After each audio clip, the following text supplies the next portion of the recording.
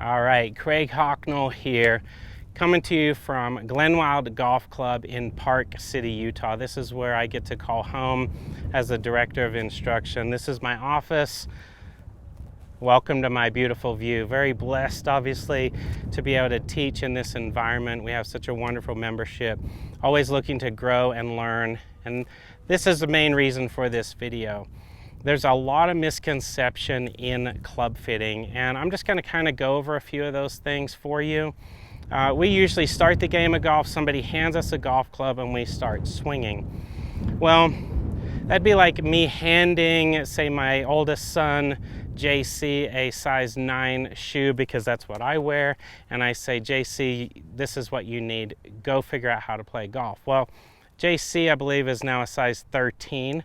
If he tried to jam his foot into that size 9 shoe and say, just figure out how to walk, figure out how to run, maybe it's possible. Maybe he could fit his toes and scrunch them in there so tightly that he could somehow figure out at least how to walk. But how good would JC be competing in a running race? You know, his toes aren't fully extended. His foot wouldn't be able to work. He'd be injured. This is exactly what happens with golf equipment. Golf equipment gets passed on from maybe one spouse to another, one parent to a child. A lot of times the equipment starts to dictate the maneuvers that the golfer makes, right? So if for some reason we just luck out and we end up with the proper fitting clubs, we have very little compensations and manipulations. If, however, we end up with something that's completely wrong, we start to develop tons of compensations, manipulations, and inevitably that turns into just bad form, bad technique that we constantly repeat, and then a lot of times that results in injury. So I want you, through this video, to understand a little bit more about this so that you can not be injured and you can play better golf. So one of the easiest ways for me to communicate that is just kind of tell you a little bit about my game, my story, what's in my bag. So I have a combination of clubs. I've got a blade, I've got a more forgiving, oversized club, and then in my wedges, I've got a multitude of lofts and lie angles. So here's my Callaway Apex blade, here's my Apex Pro, here's my high lofted 64-degree wedge. Okay, so every golf club that I have in my bag, from driver to putter, specifically has a purpose, right? If it's not fulfilling a specific purpose, I need to get rid of it, find something that does fulfill that purpose. I have a combination in my kind of mid to long irons. Basically, I draw the line at about 200 yards. I feel like under 200 yards, I can maneuver the ball. I can hit my little fades, hit my draws, highs and lows, navigate that golf ball closer to the pin. Over 200 yards, I'm just kind of hopefully getting it on the green. I'm trying to get it on the green, maybe to a section. More importantly, I don't want to mishit it so poorly that it comes up 10, 20 yards short. I have an oversized, more forgiving Maverick Pro head design here because I really like the way it sat and the way it looked on the ground. It looked more blade-like, even though I know it is tremendously forgiving. In my short game, I have high lofted wedges because of the style of play that I have found to be best suited for short game. So that's a whole nother video, but that's why I have a high lofted wedge. So everything in here has a purpose. My driver has actually essentially a very lightweight 45-gram shaft in it, and my club head is an 8.5-degree triple diamond, which means low spin, again for a purpose, right? So how did I land at all of this? How did I land at my specifics? Well, number one thing that you want in your golf fitting is to make sure that your equipment complements your swing and your move so that you have the least number of compensations and manipulations as possible. Okay, my shaft lengths are about 1 inch longer than standard, and my lie angles are flatter. This is so that I can obtain a very balanced, upright posture, and then my rotations around, backswing and follow through remain balanced. I'm not very tall, I'm 5'7". Most companies would fit me into a ½ inch or an inch shorter than standard with a standard lie angle, and what I found, that puts my body over the ball. I have too much lean in my upper body. The mass that I carry in my upper body tips out over my toes, and now I'm imbalanced. The longer shaft, flatter lie angle, allows my mass to remain stacked from top over bottom, so that I feel like I have much better balance and I'm not teetering and tipping. Okay, so through many, many years of trial and error, that's what I landed at with my particular body type, my weight distribution from upper to lower, balance everything into it. I'm not a big believer that arm length really has much to do with this whole thing, because we have so many other things to consider. With posture, bending, sitting, tipping, the width of a person's chest, the depth of their chest, the width of their shoulders is going to affect how their arms go from here and connect in front. Okay, so to me, it's a great place to kind of generically start, but I found it fail more often than not going with simple measurements rather than looking at how the athlete moves their body best. Okay, so there's a lot that goes into my process of helping my students really figure out what's the best tool to help them play their best golf. Okay, and it starts with taking lessons, it starts with working on your best swing, it starts with finding the most repeatable pattern, and then we begin optimizing the equipment around that. In some cases, the very, very first thing I'll do is completely remove and change the equipment, because it is so wrong for my students that the change has to happen immediately with the equipment, or the swing won't change, right? So for example, let's say I've got a golfer who's standing, clubs are way too long, their arms are up here, and they're ordinarily would chunk the ground. So now they've developed this super flat swing, and they're not getting much club head speed, they're not using their arms and hands properly.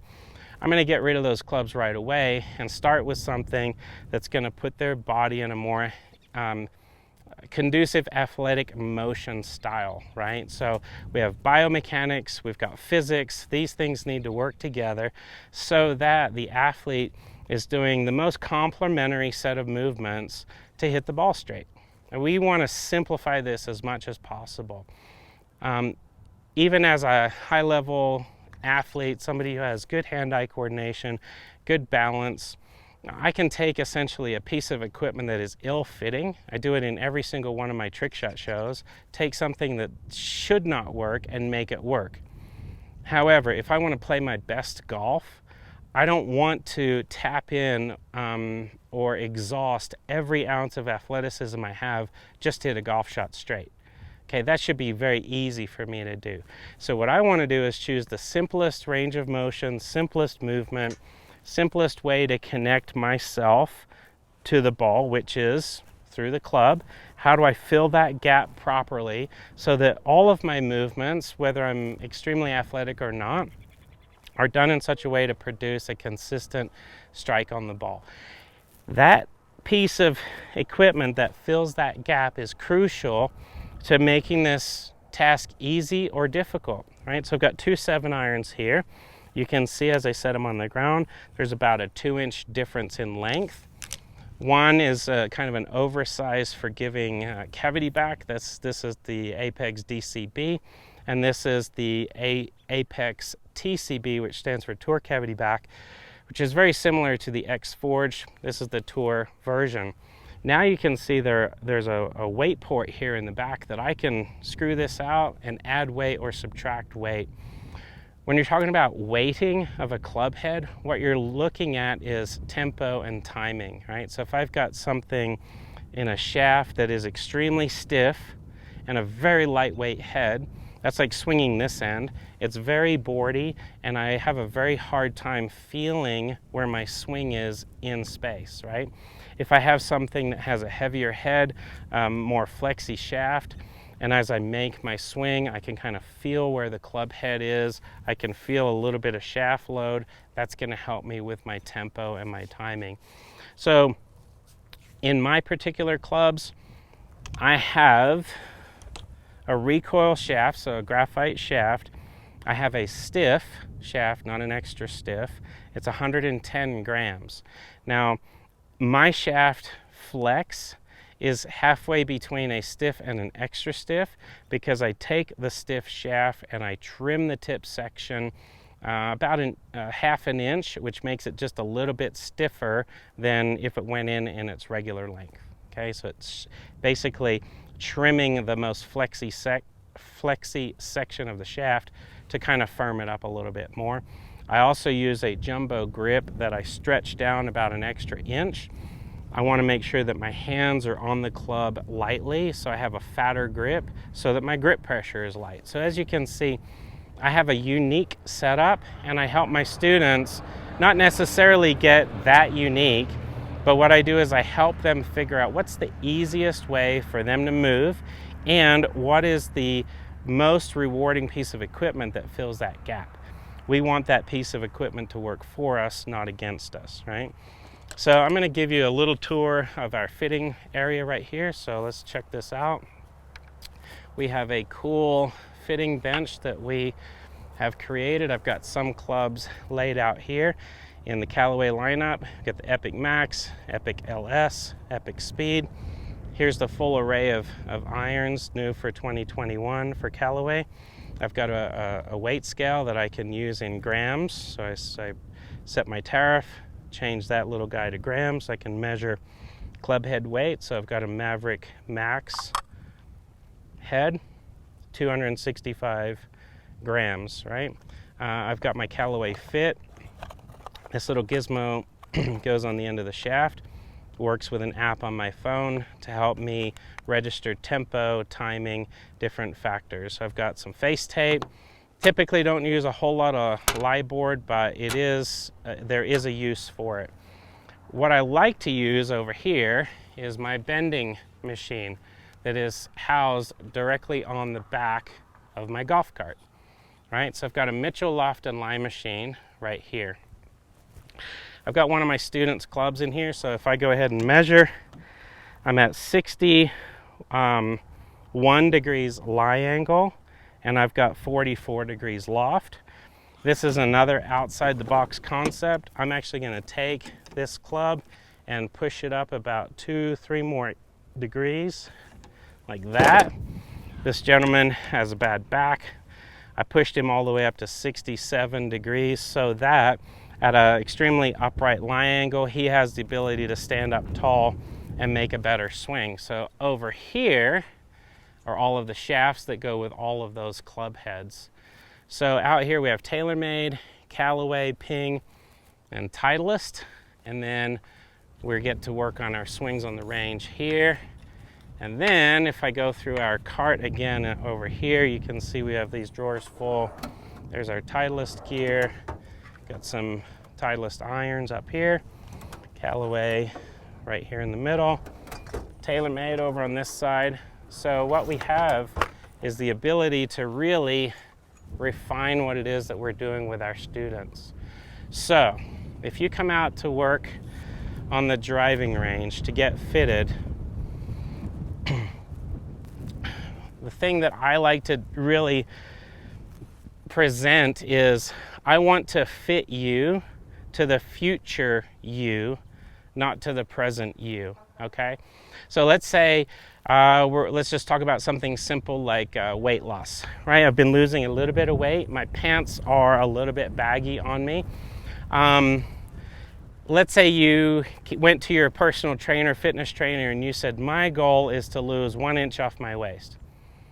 And then you said, okay, I want to go out to the store and I'm going to buy all of my pants 1 inch smaller with the hopes that I'm going to lose that weight, trim up my waist, and I'll be able to fit those pants easier, okay? So with the golf swing, if my students, for example, have been using a piece of equipment, let's say this short 7-iron, and they've been bent over and they've been kind of wondering why their lower back is hurting, wondering why they're kind of coming in and chunking the ground, wondering why as they hit through they're losing their balance.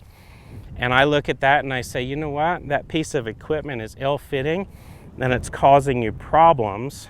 If I say, all right, let's switch out, let's go 2 inches longer than what you've been used to using, let's get you standing a little bit taller so that your balance is better. Now, that's probably not going to make an immediate change. That student is probably going to continue bending over. But once they start figuring out how to stand up taller and making the proper swing, their club is going to react in a new way and hopefully a better way. So a taller posture for them, better arm swing, better connection, more shallow divot. That's going to be better than the inconsistency that they had from maybe being bent over and trying to force their body into holding a much more tilted spine angle. So a lot of times athletically, like I said earlier, we can exhaust all of our athletic talent and figure out how to play this game and get that ball going down the fairway, get it on the green. Problem is we're working way too hard. It should be much easier for us to take a proper piece of fitted equipment, make a more balanced and repeated swing, and then not just hit it in the fairway, but hit it far down the fairway. Not just put it on the green, but put it close to the pin. So when you're trying to refine your game and improve it and make it that much better, you have to go through these steps to figure out what is the missing link. What's the piece of that puzzle that's causing the problem? And a lot of times it can be your equipment. Let's just assume you're just not that good at making multiple compensations and multiple manipulations to hit a ball. I don't really want to be that good. I'd rather have to do 0 manipulations, 0 compensations, and that just increases my chances of playing my best golf. So hopefully that just gives you a little bit of insight into just kind of the general idea of how fitted equipment is really going to actually help you, from lie angle, like I just made the adjustment there, lofts, shaft flexes, grip sizes, bounces on wedges, all that kind of stuff. So hopefully you've enjoyed this video. It's maybe hit a light bulb in your mind. Maybe it's time for you to go find your local golf professional, or if you're a member at GlenWild, come on out here and work with me so I can help you to work less